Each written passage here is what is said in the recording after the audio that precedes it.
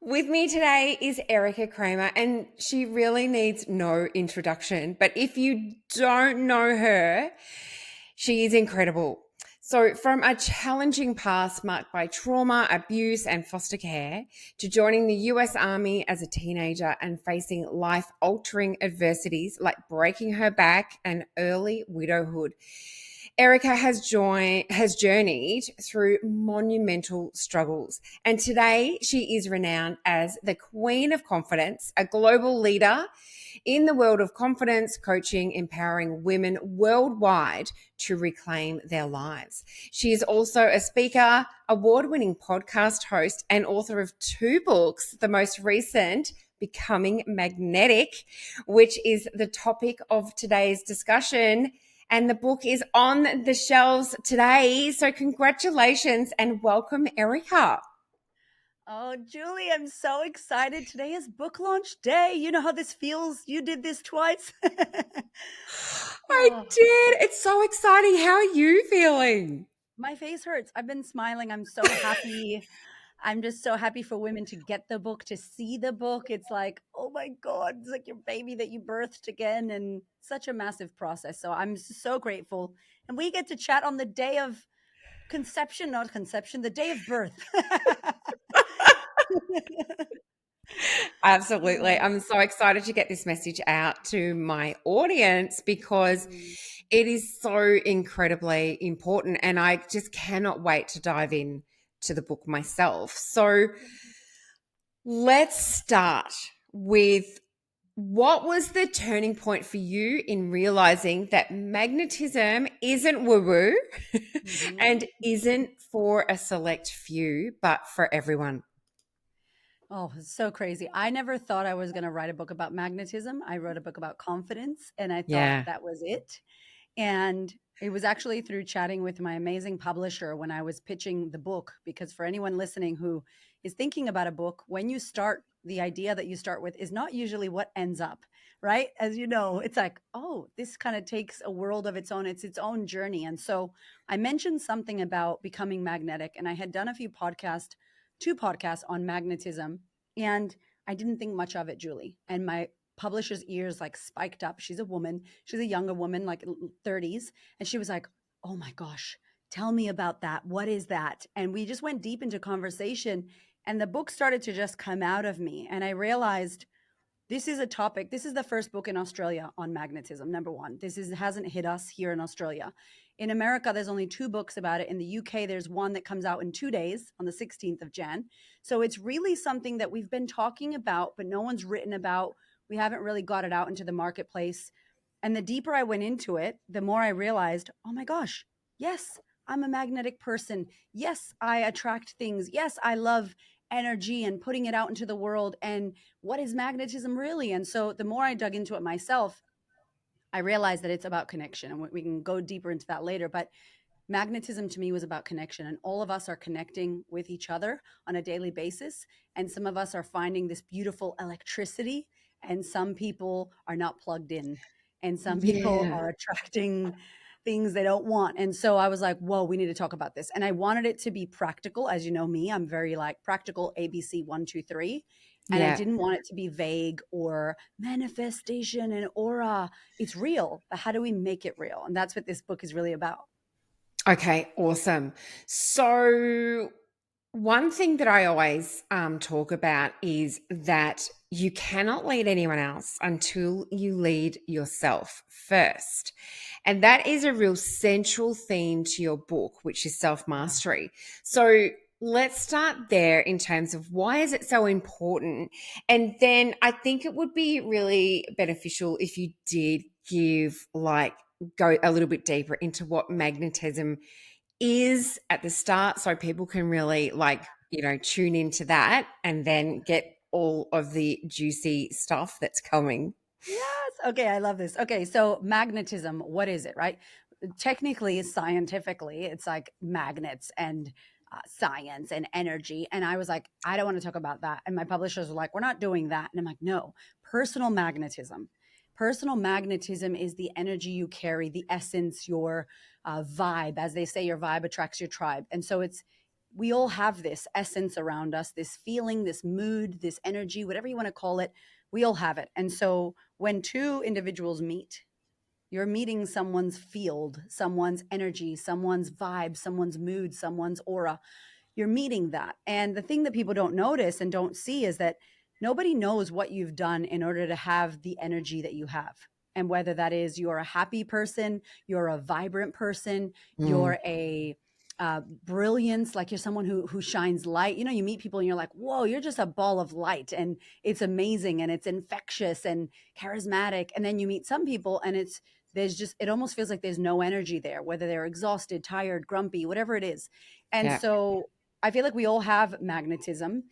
Some are stronger than others, and some are aware of it, and others, like conscious and unconscious of magnetism. And so when I wrote about it in the book, I really wanted it to be used as not a negative thing, but used as a thing that when you become aware that you are a magnet for what you want and that you will attract the things you desire when you consciously decide to do so, and you'll also repel, and that's a good thing. Okay, my friends listening, it's a good Yes. thing, even though it sounds scary to repel someone. Then I think that we end up getting what we want. And how self mastery, basically, I wrote about the 5 phases of magnetism and how we could actually step into magnetism. And the 5 phases, the first phase is self mastery. And like anything, you can't master anything until you master yourself. And that's a big thing to say, master yourself. I mean, I'm 41 and I haven't mastered myself. I am always in self mastery. I think we all are in self mastery, but if we commit Yeah. to it, it's something that we can go deeper into. So people will meet you at your stage 5 or phase 5, which is the aura. They're going to meet you there. But what they won't know is that you've moved through the 5 phases. And I experience phase 5, but it's because I've done phase 1, phase 2, phase 3, phase 4. You only meet phase 5. So it's quite interesting when you meet someone who's so electric and magnetic and you're like, whoa, you've got such a beautiful energy. They have done the hard yards in phases 1 to 4 in order to even have that essence or presence about them. They've had to have that work done. So yeah, self mastery is kind of where it all begins. Yes, I love that. And you're so right, because sometimes you can just meet someone and you think, wow, or someone walks Yeah. into a room and you're Yeah. just like, she's got it going on. Like, I Yeah. want to talk to her or him, whatever, Yeah. it looks like. But, and then others, you're like, I get a bad vibe from you. I Yes. just, Mhm. You're switched Mhm. on if you get that. And that's the thing. I start the book. I'm so happy with how the book starts. It every time I've read it to a few small group of clients, and I cry because I'm like, I wanted to paint the picture of what does a magnetic person feel like. And so you're walking with this woman, and it happens to be a woman because this book is for women. I'm a woman. Yeah. So I write for women. And so it's the woman who's magnetic and how she moves through the world. And it's like this beautiful energy. And she just walks around and doors open, lights turn green. Like you feel her. You're like, who is this lady? Like she's amazing. And it feels almost like nothing bad happens, but that's not true. Bad things do Yeah. happen, but she handles it with this amazing resilience and this powerfulness. And she's light. And so I was like, I really wanted the reader, as soon as they got the book, to feel what it feels like when they get to the end, that they could have that as well. And so let's start with self mastery, right? Self mastery is broken down into 3 parts in the book, and part 1 is self awareness, because we Yeah. need to become aware of what is happening, right? And as a person that does leadership and coaching, people hate self awareness. They're like, all right, self awareness. What else do we do? And I'm like, listen, I think I lived in self awareness for 2 years. I was just aware of all the things I was doing wrong for 2 years, and it was very frustrating. But I promise you, if we're not aware of what's happening, if we're not paying attention and growing our consciousness, self awareness, we're not going to be able to change anything. And so, first, we have self awareness. From self awareness, we have self reflection. So, yes, we're aware and now we're reflecting. Ooh, what I just said there, Mm. that wasn't the best thing. How I just treated myself, that decision I made, I don't know if that was the right decision. And it's so important to be able to reflect on yourself and look in the mirror and have that moment in the mirror. And Mm. so that's self reflection. And then the third one is self acceptance. And you probably already know how difficult this is for women. We are not kind to ourselves, we're not compassionate. And so if we don't accept ourselves, we can't step into self love. We can't step into self mastery. You know, it's a phase where I think out of the three, that's the one where we get really stuck, like self acceptance. It doesn't mean not working on yourself. It doesn't mean you get what you get, you don't get upset. It just means what can you accept about yourself? How can you make Mm. amends with yourself, you know? And from that phase of self mastery, it's really through that lens of taking radical responsibility, of reflecting on yourself, of becoming aware of who you want to be and who you don't want to be, that you can then start stepping into the rest of the phases and attracting what you want. Nobody that's got a great life and is magnetic and confident has not done the work. You can tell when it's real, and you can tell when it's BS from Instagram highlights, like, hey, you know, the fake stuff. And that's not what we want. Yeah. Yeah. Yeah. Yeah. Awesome.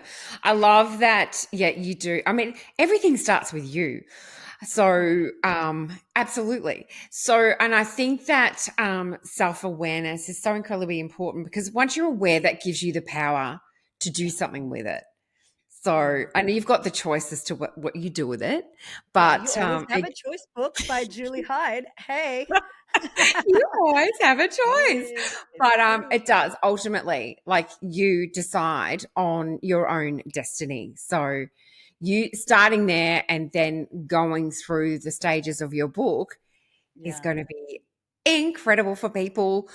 I do want to explore, you have a concept called the alter ego. Yes. Chapter 7. Oh, it's my I favorite love chapter. this. My favorite chapter, Julie. Is it really? It really is. It's my favorite. Like, I was like, this is going to be longer than all the chapters. It's so fun and it's interactive and it's my favorite. All right. What is it? And Yes. how can women tap into this to step into their highest, most magnetic self? Okay. So I'm so excited. So we have so the self mastery. Obviously, we start with self mastery. The beautiful alter shigo step, which is the third step, is really it's about creating and stepping into that version of you that you want to be. And it's so funny because my husband owned a gym called Alter Ego, and he was obsessed with superheroes. Like, Hamish loves superheroes. And I was like, okay, Hamish, you and your superheroes. But he had something amazing that he was doing with his clients at the gym. He was asking them to step into the future version of themselves and who they wanted to be. And he told me about a specific client who really loved James Bond. And this was a male client, and he loved James Bond. And so he'd really get him to move like James Bond, walk like him, dress like him, you know, order coffee as him. And this guy did so well at the gym. Like, he literally lost so much weight. He had this incredible confidence about himself. He changed the way that he showed up with his wife. It was just quite amazing to witness and watch. And I'm like, babe, what are you doing? And he wrote a process. Like, my husband wrote this whole process of the alter ego effect. And I was like, I want to do this. And so I may have stolen this from my husband, Hamish. And of course, he's like, you steal all my good ideas. But I was like, this is great for women. And so when we Mm, look at the queen bee, hello, Beyonce, she mm. has Sasha Fierce. Beyonce will say in many interviews that she can't do what Sasha Fierce can do, that she's not her, that Sasha Fierce is this other version of her that can sing better, that can dance better. She's like, I can't do what she does. And I'm like, how cool is that? So she dresses a certain way. She activates her. It's like she steps into this future version of her that's unwavering and not set by any boundaries, and she can just do anything that she believes in. And there are certain things. Serena Williams has certain socks that she wears when she gets on the field. And so celebrities, sports people, musicians, they use the alter ego. And I just thought, what a great way to support women. So in this Yeah. chapter, we basically create her, like what her name is, what she stands for, her song. And there's a little QR code that like you can scan and add your Alter Shigo song to the playlist. So I have a playlist called Alter Shigo. And basically women from all over the world have put their power song, like the song that makes them feel the most amazing, on this thing. And whenever I feel like crap, Julie, I just play that playlist because I imagine all the women of the world that has put their songs there that make them feel powerful. And it is the coolest thing ever. So there's a whole process plus a playlist to get you to actually create her and step into her. And it's so powerful. I'm going to tell you right now, it's amazing. That is so awesome. I think I want to start with chapter 7. I I know. I'm want like, to create my chapter alter 7. ego. It's so fun. The Alter Shigo, I love her so much. I'm like, oh my God. This is so good. I'm loving this so much.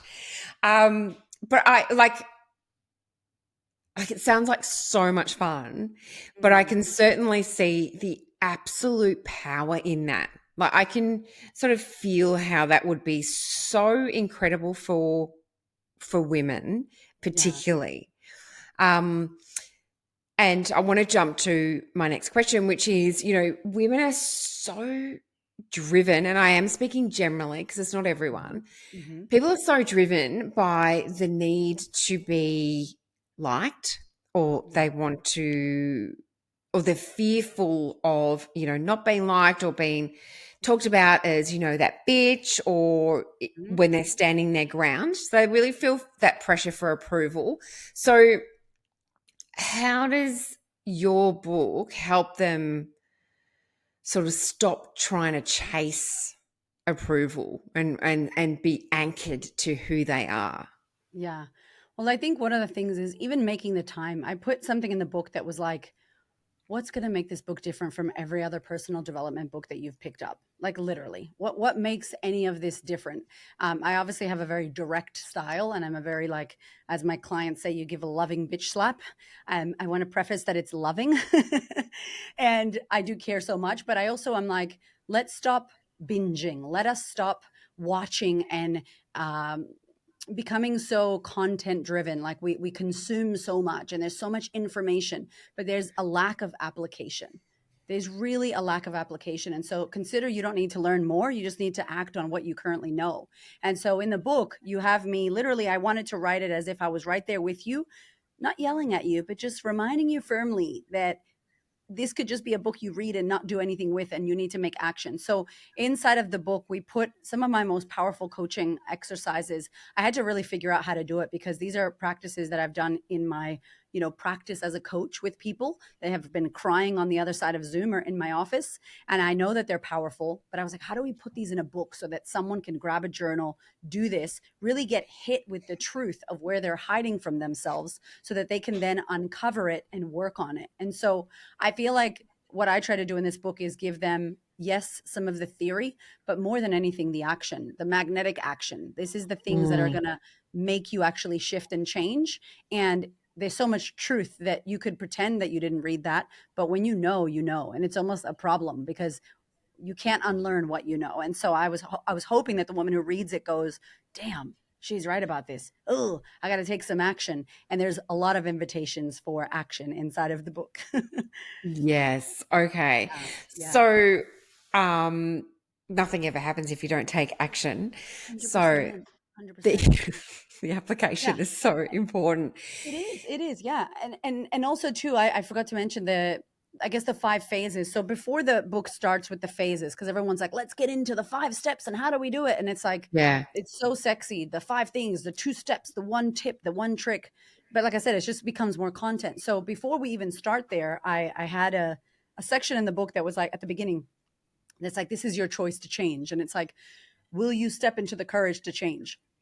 And there's like identifying where they're going to be able to identify in their life what area of their life actually needs attention, because you can't work on all areas and you don't need to work on all areas. But if we don't look and get that awareness is what's messing with me the most. Is it my relationship? Is it my parenting? Is it my body? Is it my health? And so there's a kind of like dipstick right at the beginning, and then when we move through the five phases, I feel like the five phases will really, they're designed to support you step by step. So the self mastery, and then you have like defining your values. Like, if you don't know what you stand for, who cares about becoming magnetic? Who cares about attracting everything you want? You don't even know what you want. And then we have alter shigo. Phase 4 is the evolution, which is the test, which we all get tested. It's like, are you really her?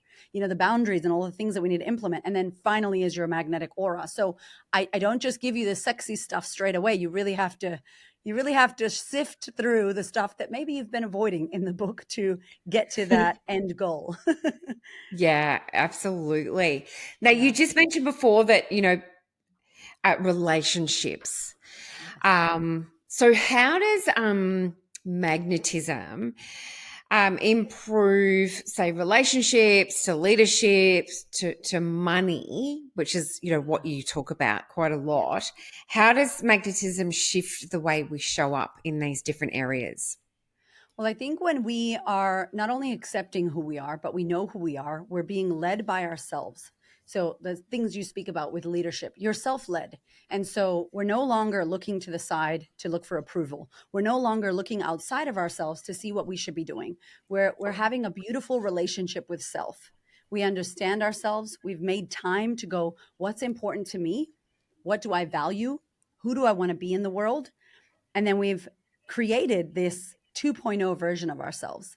And she's designed to stretch us. She lives in the future. And my goal is, when you're doing the book, is like, how do you grab the future version of you and just pull her a little closer to you? She's so far away, but how do you meet her halfway? How do you bring her into the now? And so doing the things that future you is doing in the now, so you can actually reverse engineer your goals and become her sooner. And then finally, the evolution, which is really, I feel like it's one of the hardest steps, the step 4. It's like, are you really the person you say you are? And I feel like we get tested. Our family tests us, our clients test us, our relationships test us, our children test us. And so if you're not passing the test, then it's all BS. You've just talked a good game, but you're not actually in alignment with who you want to be. And so I feel that when you are in relationship, when you're in leadership, when you're in business, people love a leader who is self-led. People love a person to attract that's doing their work, that understands their weaknesses, that understands what they want to improve on, that takes responsibility for their part, someone who's led by their values, someone who wants more out of their lives. And so I feel like, I think the self-mastery is obviously my favorite part of it, because it's so big and so deep. And as a coach and someone Yeah. who's studying therapy, it's like, we can't skip self-mastery. Um, Yeah. but the sexy carrot is the aura, and you getting what you want and you attracting everything you desire. And there's a whole section for single ladies, because I feel like when we don't attract from a self-led values alter ego space, we end up going for things that aren't good for us. We end up living in scarcity. We end up not owning our value. And so it's really kind of a masterclass in respecting yourself, knowing who you are, knowing what you love, dreaming big and stepping into that future dream in the now, and then going out into the world and drawing in what you desire. And Julie, there's so much around manifestation that stresses me out. I'm just like, oh my God, what are you talking about? And I get it. Like, we love spirituality. I'm married to a shamanic healer, for goodness sake. Like, we're very spiritual. It's amazing. However, if you don't believe that you're a millionaire because there's $4 in your bank account, doesn't matter how much manifesting and affirmations and putting crystals in your bra and saging your house, it's a mixed signal to the universe, God, whatever you believe in. So you have to be in alignment. Like, I am that person. And even though I don't have what I want yet, I believe that I deserve it. And I'm going to treat myself in that way. I'm going to act like that already. And so when I act like that, people respond to who I'm being. And so when you're being scarce, and when you're being lack, and when you're being lacking confidence, and when you're being not good enough, people respond to Erika who's not good enough, Erika who's in lack, Erika who's in scarcity. So we have to be fine tuning ourselves to make sure that when we're out in the world drawing in, we draw in what we want, not the stuff we don't want. That is so interesting and so, what's the word? It's just so real, because I remember when I met my husband, and it took me a long time to meet my husband, but I'd done so much work on myself. And I remember that day that I met him, I was really anchored in my values, who I was, what I stood Nice. for, and I was really happy. Yeah. And I met him at a pub, which just, it doesn't Wow. seem to happen that much Yeah. anymore. Yeah. And that day has stuck with me for such a long time, because I remember how I felt, and I Yeah. attracted him into my life, someone who's aligned with my values. Mm. He is really sure about himself, like everything I sort of wanted Yeah. in a partner. Yeah. So But you became that. Like, you became what you ex- wanted. And many of us, we want money, we want abundance, we want great clients, but we're not good clients. We don't have abundance. We don't have a good mindset around it. It's like, what is Oprah? Oprah's like, you don't become what you think, you become what you believe. So you could think happy Yeah. thoughts and be like, I love myself. But what do you believe? I believe I hate my body. I believe that I'm too fat. I believe that I'm too old. I believe that I'm not relevant. I believe that's what you're going to attract. You're not going to get the things that you're telling yourself in your head if you're not believing it. And so that's my problem with the law of attraction. That's my problem with the spiritual woo woo. It's like, I love that stuff. Of course I do. But Yes. it's like, it's so surface level and the belief Yeah. is not there. And so, like, I'm an anti affirmation person. I don't like affirmations because if you don't believe what you're thinking, it's not real and it's not going to Yes. work no matter how many times you mantra repeat it. So you were obviously already full. You were not lacking, Julie. You were full. Your cup was full. You were happy. You were content. When you don't need it, there it comes. When you're looking and you're seeking and you're empty and you're looking and you're validating and you're like, please, please look at me, attention seeking, you attract the wrong things or you don't get anything. But when you don't need it, Absolutely. there it is, you know? Oh, I love it. That's nice. Now, I know that there's going to be women laying on the beach right now with you in their ears, or they're in the country, they're going on a walk somewhere amazing, and now they're like, oh my God, I want to do this. Yes. What do you recommend is the first step for them to take in terms of becoming magnetic themselves? And of course, Yeah. they'll buy your book. Yes, get the book, please. No, I think one of the first things is a stock take. You know, we do this in business, right? We do our what's working, what's not working, what do we need to do? We do the SWOT Mm, analysis, all that stuff. I think we need to do that for ourselves. We need to get really honest. And if you have a moment this summer, if we're in Australia, if you're not in Australia and you're listening to this, it's winter for you, poor person. yes. But hopefully you can take some time to really sit back and have a look at your life. And my recommendation, Julie, is imagine that your life is like knots in your hair and you're brushing through, you know, your health. Do you get a knot? Oh, what is that? My health. Oh, there's a knot.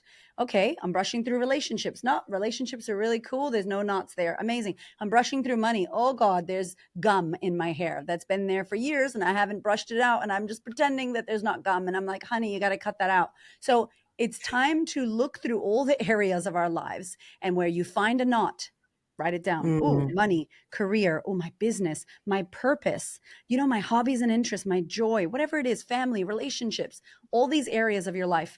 And I would really get honest with myself on what I've avoided. Usually we avoid the stuff that's hard. We avoid the things that we don't want to look at. It's not comfortable. Of course it's not. But as I said in my first book, if you don't deal with your shit will deal with you.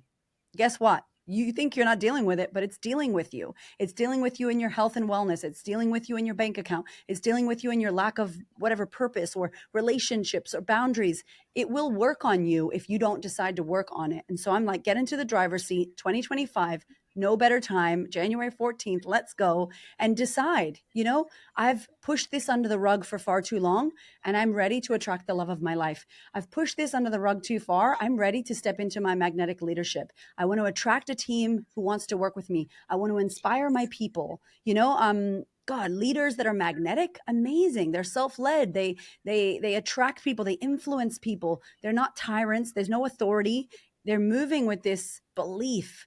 And then others believe in their vision, and it's incredible. And so I really wanted this book to cover all areas of life. And right at the end, it's like magnetism in all areas. And I give a serious breakdown in depth, so in depth. It took so long to do that chapter because I wanted people to go, how does this look in relationships? How does this look yeah. in friendships? And we move through every phase in friendships. So you can see, oh, am I there? Where am I at? Like, how much work do I actually Mm. need to do? And it's a really powerful thing that you're saying, to make some time to look at your life.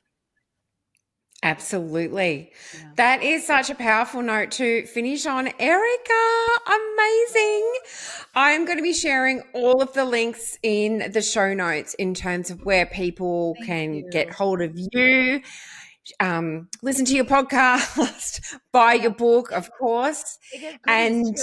So it's good when you get the book. There's some goodies. So make sure that when you get the book, you get a private podcast. You get a ultimate magnetism playbook, which will like step by step teach you in 5 different areas of your life the things you can do. I love tangible, practical things. So mm, everything's very practical, and you can get that complimentary as part of purchasing the book, a private podcast on magnetism. So it's really cool stuff. I'm very excited. It's out today. Oh my God. This is such a good day. I can't believe that I am talking to you on launch day. And I am so grateful to you for giving me your time and my listeners. And I wish you the best with the book and with everything that's coming for you. I love you. And I'm going to see you in like 3 days. We're going to party with the book launch party. So me and Julie will be partying. And if you do get the book or you love this episode, be sure to tag us, please, so that we can see Absolutely. You're Definitely. amazing. Thank you so much. Thank you for being Thanks, Erika. Thanks.